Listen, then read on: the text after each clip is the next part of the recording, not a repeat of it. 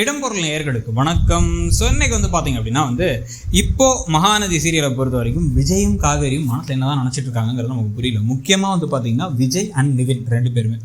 நிவின் இப்போ என்ன பண்ணுறாரு அப்படின்னு பார்த்தீங்கன்னா, யமுனா நீங்கள் எனக்கு கல்யாணம் பண்ணிப்பீங்களா, நான் அவங்க கூட தான் இருக்கணும்னு நினைக்கிறேன், அக்காவுக்கு தான் கல்யாணம் ஆகிடுச்சுல, இன்னொரு பக்கம் ராகினிக்கும் கல்யாணம் ஆக போகுது, உங்களுக்கு நான் என் சைடு ஃப்ரீ தான் அப்படின்னு ஓப்பனாக சொல்ல ஆரம்பிக்கிறாங்க. இந்த அளவுக்கு தான் மேலே ஆசை இருக்க ஒரு பொண்ணுன்னு தெரிஞ்சும் கூட இவர் பைக்கில் ஏறுங்கிறதும் நான் காசு கொடுக்குறேங்கிறதும் இதெல்லாம் பாசம் இல்லை, தேவையில்லாமல் அந்த பொண்ணோட மனசில் ஆசையை வளர்த்து விட்டுறது தான். தேவையில்லாமல் இப்படியே போச்சு அப்படின்னா யமுனாவை வில்லியாக்கிறதுக்கான எல்லா வேலைகளும் செஞ்சுட்டு இருக்காரு. இதில் பார்த்தீங்கன்னா அவர் இப்போ இவ்வளோ பணத்தை கொடுத்துட்டு அது என்ன சொல்கிறாருன்னா, உங்கள் அப்பா இருந்தால் செஞ்சுருப்பார்ல அப்படின்லாம் வசனம் பேசினா அந்த பொண்ணுக்கு என்ன தோணும்?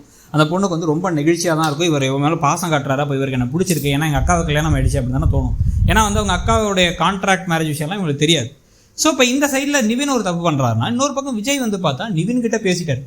8 மாதம் கழிச்சு இந்த பொண்ணு வந்தானே நீ கல்யாணம் பண்ணிக்கோ காவேரி அப்படின்னு சொல்லிட்டு காவேரி ஏதோ சந்தையில் வாங்கின மாடு மாதிரி பேசிட்டு இருந்துட்டு, இன்னொரு பக்கம் என்ன பண்ணுறாருன்னா அளவு கடந்த பாசத்தை காமிக்கிறாரு. ஏன்னா அவருக்கே அந்த பொண்ணை பிடிச்சிருக்கு, அதை ஒத்துக்கிறதுக்கும் மனசு இல்லை, தைரியமும் இல்லை. நான் என்ன பண்ணுறாரு, இப்போ நேரடியாக போயிட்டு பசுபதியை மிரட்டுறாரு, பசுபதியை அடிக்க வராரு.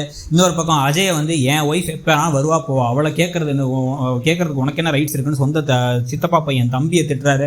இன்னொரு பக்கம் சித்தப்பாவை திட்டுறாரு. சித்தி கிட்டக்க காவேரி ஏதாச்சும் ஒரு வார்த்தை சொன்னாங்க என்னால் தாங்க முடியலங்கிறாரு. பசுபதி கிட்டக்க என் ஒய்ஃபோட குடும்பத்து சைடில் ஏதாச்சும் பிரச்சனை பண்ணலான்னு பார்த்தேன் அப்படின்னா சும்மா விட மாட்டேன், நான் தோலை உரிச்சிருவேன் நான் அப்படின்னு சொல்லிட்டு ஃபுல் லோக்கலாக இறங்கிடுவேன் அப்படின்னு மிரட்டுறாரு. இது எல்லாத்தாலையும் இப்போ என்ன ஆகுது அப்படின்னா காவேரிக்கு ரொம்பவே விஜய் மேலே ஒரு அன்பு இருக்க போது. ஆனால் அதே சமயத்தில் அவங்க ஒத்துக்க முடியாது நம்ம சொன்ன மாதிரி. ஏன்னா அவங்க இப்போ எனக்கு உங்களை பிடிச்சிருக்கோம், அவங்க கூட இருக்கலாம், அவங்களுக்கு இருக்கணும்னு ஆசைப்படுறேன் அப்படின்னா பணத்துக்காக தான் நினைக்க தோணும் யாருக்கா இருந்தாலும். ஆனால் அவர் சொன்னார் அப்படின்னா அது கரெக்டாக இருக்கும். அந்த கான்ட்ராக்டை கிழிச்சு போட்டு நம்ம ஒன்றா இருக்கலாம், கான்ட்ராக்டே கிழிச்சு போட்டுடலாம் காவேரி அப்படின்ட்டு. அதை பண்ணுற மாதிரி தெரியல. இப்போ நாளைக்கு என்ன பண்ண போகிறாங்க, ஒரு கல்யாணத்துக்காக அந்த எல்லாரும் சேர்ந்து கோயிலில் மீட் பண்ணுறாங்க. கல்யாணத்துக்கு முன்னாடி இந்த அஜய் ராகினி கல்யாணத்துக்கு முன்னாடி.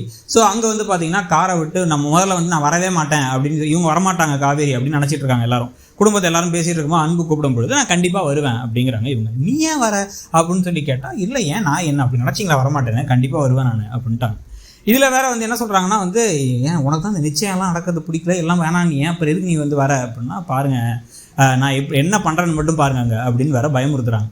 ஸோ இதுவும் நடந்ததுக்கு பிறகு பார்த்தீங்கன்னா காரில் கிளம்பி அங்கே போகும்பொழுது மகாராணி மாதிரி தன்னோட மனைவியை இறக்கி விட்டு காவேரியை இறக்கி விட்டு, காவேரியை பார்த்து எந்த சொந்தக்காரமான நகை இல்லை, கழுத்தில் மஞ்சள் பச்சையாக கயிறு போட்டிருக்கா அப்படின்னு சொன்னாங்களோ அவங்க எல்லாத்துக்கு முன்னாடியும் கோல்டன் அவ்வளோ நகையெல்லாம் போட்டு சுற்றி காமிக்கிறார். பாருங்கள் என் ஒய்ஃபை பாருங்கள், அழகாக பாருங்கள் அப்படின்ட்டு, இவெல்லாம் நகையை போட்டிருக்காளா, பணக்கார வீட்டு மூத்த மருமகன் தெரியுதா அப்படின்னு காமிக்கிறார். என்ன நினச்சிட்டு இருக்கீங்க விஜய் நீங்கள் மனசில், தைரியமாக தயவு செஞ்சு மனசில் இருக்க அதை சொல்லுங்கள் காவேரிட்ட அப்படிங்கிறதான் பல பேர் சொல்கிற கருத்தாக இருக்குது. உங்களுக்கு என்ன தோணுதுங்கிறத சொல்லுங்கள். தேங்க்யூ.